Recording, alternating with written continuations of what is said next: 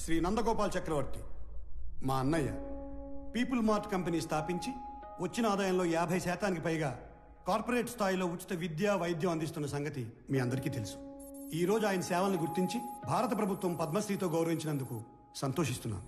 ఆయన తమ్ముడినైనందుకు గర్వపడుతున్నాను. ఇప్పుడు అన్నయ్య మాట్లాడతాను. Good morning everybody.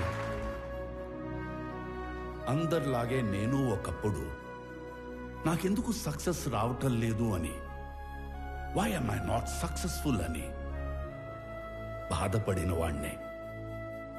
మరేం చేస్తే సక్సెస్ వచ్చిందో తెలుసా?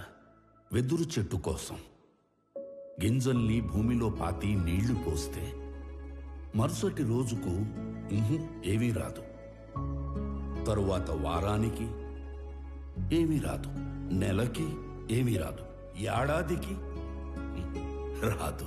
కానీ 3 ఏళ్ల తర్వాత మొలకొస్తుంది. ఆ తర్వాత అది ఎదగడం మనం అలా చూడాలి. ఆ 3 ఏళ్ళు లోపల అది ఏం చేస్తుందో తెలుసా? అది పైకి ఎంత ఎత్తు ఎదుగుతుందో అంత లోపలికి దాని వేరుల్ని తిప్పుతుంది. సక్సెస్ అయ్యాక మనం ఎంత ఎత్తు ఎదగాలి అనుకుంటామో అవ్వక ముందు అంత గ్రౌండ్ వర్క్ చేసుకుని ఉండాలి. ఆ గ్రౌండ్ వర్కే సక్సెస్ అవ్వడానికి రీజన్. Thank you. అందుకే నేను స్టెప్ బై స్టెప్ ఎదగడాన్నే నమ్ముతాను. నా పీపుల్ మార్ట్ కుటుంబ సభ్యులందరితో ఒక విషయం చెప్పాలి.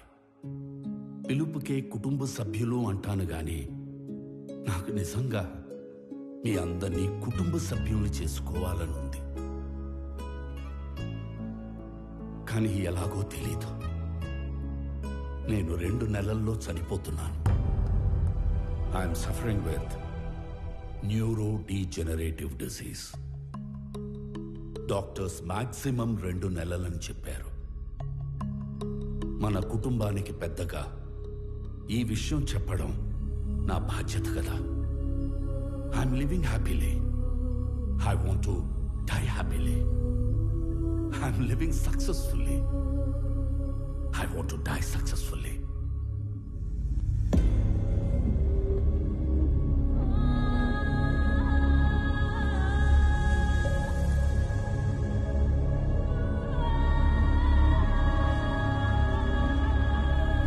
Sir, please, sir, please. కష్టపడి కట్టుకున్న కంపెనీ సార్. 15 years కష్టం సార్. వదిలేండి సార్ ప్లీజ్. అన్నా చెప్పన్నా, నువ్వైనా చెప్పన్నా ప్లీజ్ అన్నా. వదిలేనా చెప్పన్నా. అలా ఎలా అడుక్కోమనిపిస్తుందిరా? కాపాడుకోలేని వాడు కింగ్ ఎలా అవుతాడు? Am I right?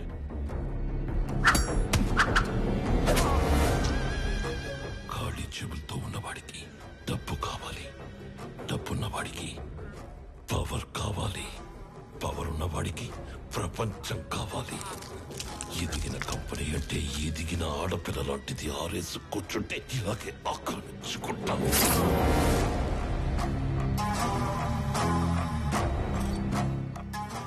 భారత ప్రభుత్వ పద్మశ్రీ అవార్డు గ్రహీత నందగోపాల్ చక్రవర్తి తన పీపుల్ స్మార్ట్ కంపెనీలోని కార్మికులందరికీ కూడా 50% షేర్స్ పంచాలని ఉందని చెప్పారు. నా పీపుల్ మార్ట్ కుటుంబ సభ్యులందరికీ ఒక విషయం చెప్పాలి. 2 నెలల్లో షేర్స్ అన్ని కంపెనీలో పనిచేసే ప్రతి ఒక్కరికి సమానంగా పంచి మిమ్మల్ని అందరినీ నా కుటుంబ సభ్యులుగా చేసుకుంటాను. ఈసారి ఆక్రమించుకోవడానికి రాజ్యం కాదు, ఒక ఎంపైరే దొరికింది. అథర్వా, 2 నెలల్లో వస్తున్న నీ బర్త్డేకి ఏం గిఫ్ట్ ఇవ్వాలా అని చూశాను. Correct gift దొరికేసిందిరా.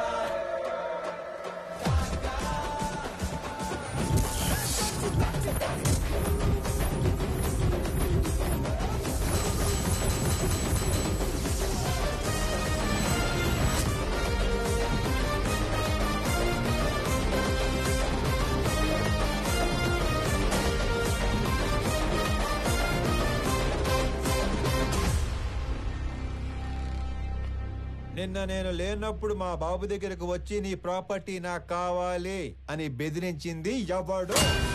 నేనే నేనే నేనే నేనే.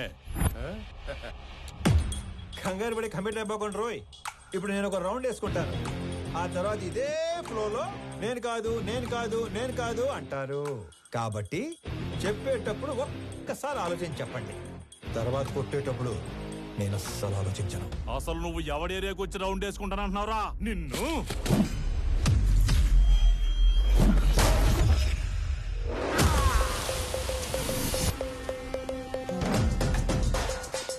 ఇంకా మాట్లాడుకుంటానే ఉన్నాం కదా, అప్పుడు ఎందుకు కొట్టావండి?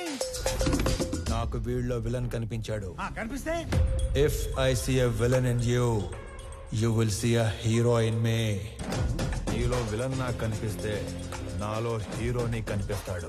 సో నేను మాట్లాడేటప్పుడు నీలో విలన్ అస్సలు బయట రాకూడదమ్మా. అసలు నువ్వు ఇక్కడి నుంచి బయటకు వెళ్తేనే కదరా. ఇదిగో ఇలాగే విలన్ బయటకు వచ్చేస్తానే.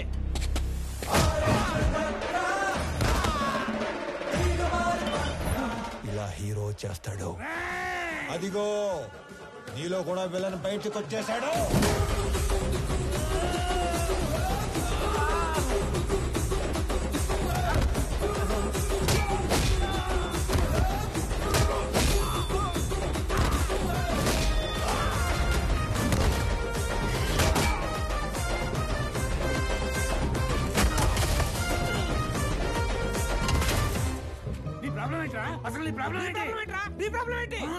అది కాదన్నా, మనలోంచి విలన్ బయటికి వస్తే అన్నలోంచి హీరో బయటికి వస్తాడని ఆల్రెడీ చెప్పాడు కదా.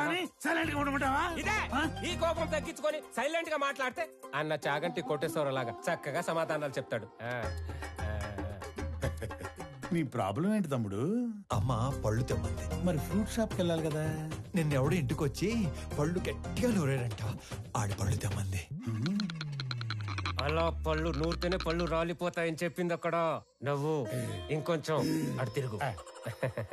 అసలు నీ సమస్య ఏంటి తమ్ముడు? నాకింకా పెళ్లి కాలేదు, ఇంట్లోనేమో సంబంధాలు చూస్తున్నారు. అందాక నేను పంపమంటావా? నీకు ఆ బిజినెస్ కూడా ఉందా? అసలు నన్నేమనుకుంటాడు వాడు? నన్నేమనుకుంటాను అసలు? హ్యాపీయా? సల్లారిందా? ఇలా దగ్గరుకున్నాడు నీడు. నా జీవితంలో ఇంత క్లారిటీగా ఉన్న వ్యక్తిని నేను ఎప్పుడు చూడలేదు. నీకోసం అడగడం సరిగ్గా రాక అన్న మీ దగ్గర పెట్టుపో నవ్వో ఇంకొంచెం అడిచారు. తమ్ముడు నేను ఎవరినో బెదిరించానన్నావు. రోజు 10 మందిని బెదిరిస్తుంటాం, అందులో మీ నాన్న ఎవరు నాకు ఎలా తెలుస్తుంది నానా? ఒక్క సెకండ్.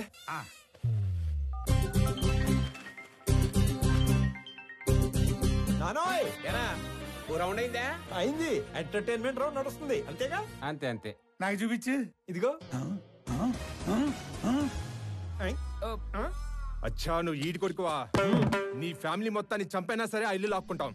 వచ్చేసాడు మీ అందులోని విలన్ వచ్చేసాడు. ఒక నీలో తప్ప అందులోని విలన్ వచ్చాడు. ఇక నాలో హీరో బయటకు వచ్చేస్తాడు. పట్టుకో. కొడుకు కొడుకుంటా కదా చాలా కాలం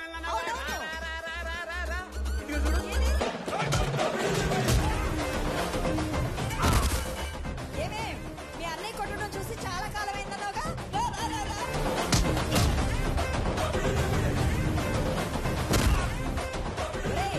ఆ గుండుగాడిని 4 ఎక్కువైరా.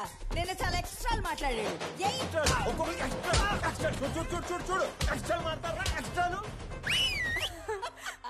మీరు ఊరుకోండమ్మా. ఈలాస్ పిల్లని ఓ రెచ్చగొడుతున్నారు. మాకేమైనా అయిందంటే ఆరోగ్యశ్రీ కార్డులు కూడా లేవు తెలుసా? మరి అలాంటప్పుడు ఆర్జు ఎందుకు పెట్టుకున్నావు? ఆడసలే తేడాగాడు.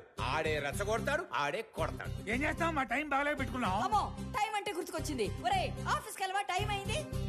మర్చిపోయాను. అదొకటి ఉంది కదా, ఇంకో చిన్న వార్నింగ్ ఇచ్చి బయలుదేరతానే. మా నాన్న ఒకటే చెప్పాడు, ఏమని? ఏదైనా గొడవ వస్తే అస్సలు ఆలోచించకుండా ఎరగదీసేమన్నాడు. నేను కామన్ మ్యాన్ కదా, ఇది సరిపోద్దిగా. సరిపోయింది. నవ్వుతూ చెప్పు. సరిపోయింది. ఇంకో సరిపోయిందిగా. Good bye. ఇందాక అమ్మకి వార్నింగ్ ఇస్తానన్నాను గానీ నాకు ఈ డైలాగులే చెప్పి భయపెట్టడం పెద్దగా రాదు. జస్ట్ ఇమాజిన్, ఫస్ట్ టైం కాబట్టి సైలెన్సర్ పట్టుకొచ్చా. మళ్ళీ ఇదే రిపీట్ అయితే ఈసారి సైలెన్సర్ కాదు కత్తి పట్టుకొస్తా. సైలెన్సర్ తో దెబ్బ పడ్డ ప్రతి చోట కత్తితో వేటు పడిందనుకో.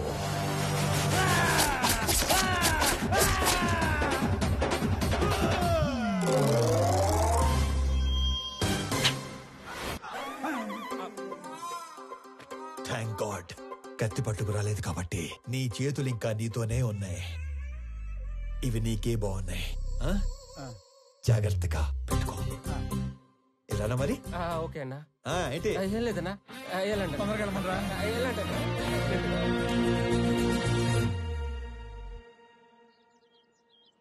ఆనంద్ ఎక్కడా? రెడీ అవుతున్నాడు.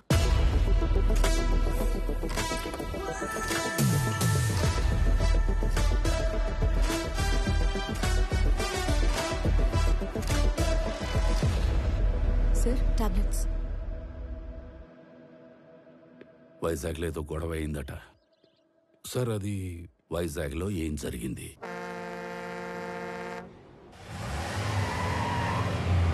హైదరాబాద్ నుంచి సర్వే చేసేలాగా సర్వేలెన్స్ పెట్టించాను. ఆల్రెడీ లైన్స్ తీసుకున్నాం సార్. కనెక్ట్ చేయడం ఒకటే బ్యాలెన్స్. మీరు ఒకసారి వెరిఫై చేస్తున్నారు.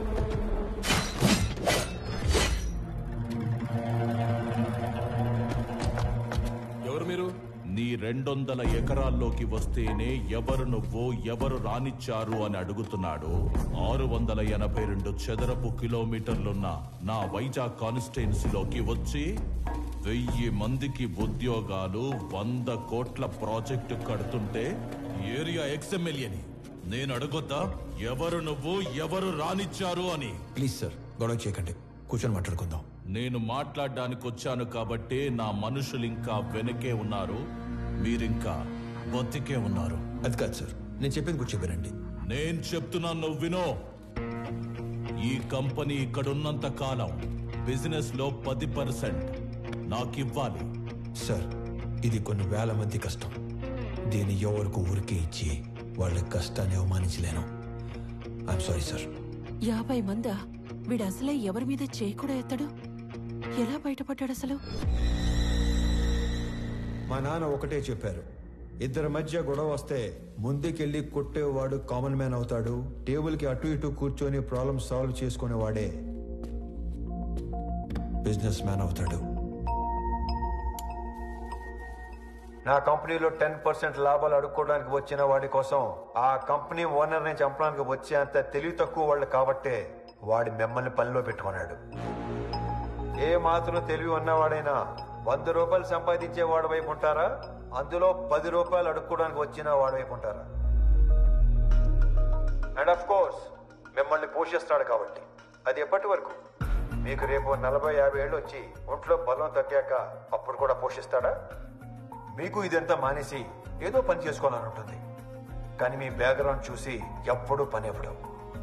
నేనిస్తా.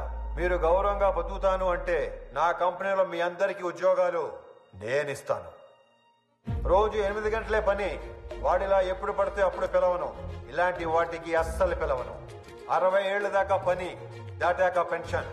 చచ్చేదాకా ఎవ్వడి మీద డిపెండ్ అవ్వక్కర్లేదు. నా కంపెనీకి డెలివరీ బాయ్స్ కావాలి. ఈ ఏరియాలో అణువు తెలిసిన మీకంటే క్వాలిఫైడ్ ఇంకెవరుంటారు?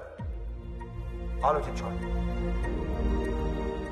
నాతో కలిసి పని చేయాలనుకుంటే మీలో ఉన్న రౌడీని చంపి నాతో రండి. కాదు, వాడి కిందే పని చేద్దాం అనుకుంటే నన్ను చంపి లోపలికి వెళ్ళండి. వాడేంటో కథలు చెప్తుంటే వింటారేంట్రా? ఏసేయండ్రా.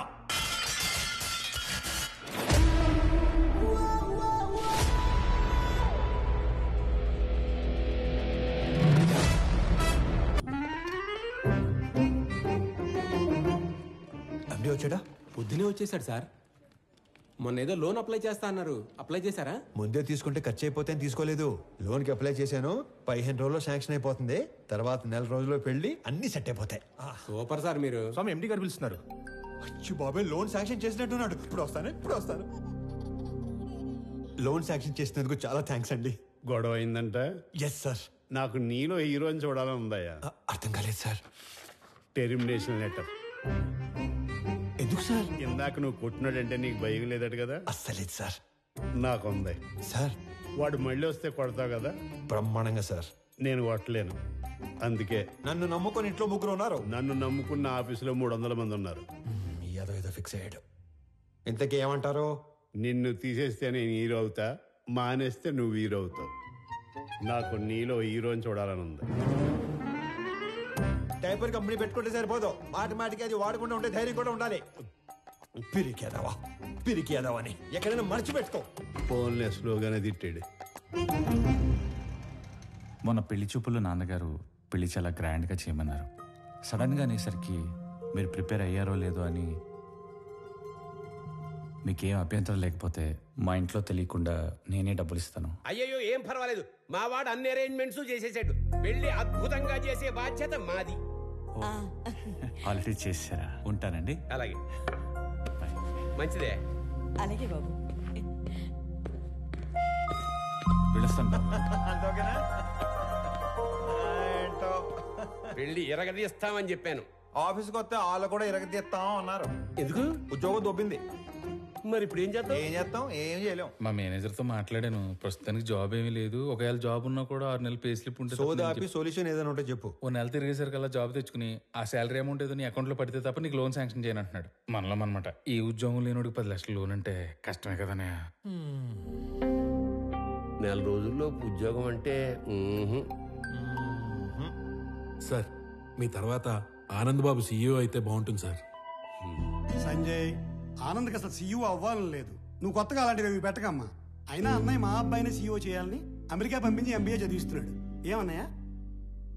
అంటే ఆనంద్ బాబు ఖచ్చితంగా మన కంపెనీకి విక్రమే సీఈఓ అవుతాడు బాబాయ్. ఇంతకీ ఎప్పుడు వస్తాడు అమెరికా నుంచి? అన్నయ్య నువ్వు అనుమను పొద్దున్న కల్లా ఇక్కడ ఉంటాడు. అమ్మాయి ఎలా ఉంది? చాలా బాగుందానా? She's beautiful.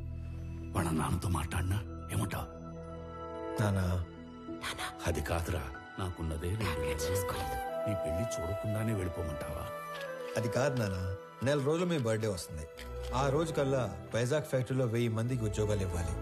ఆ 1000 మంది ఫ్యామిలీస్ లో హ్యాపీనెస్ మీకు ఇచ్చే బర్త్డే గిఫ్ట్.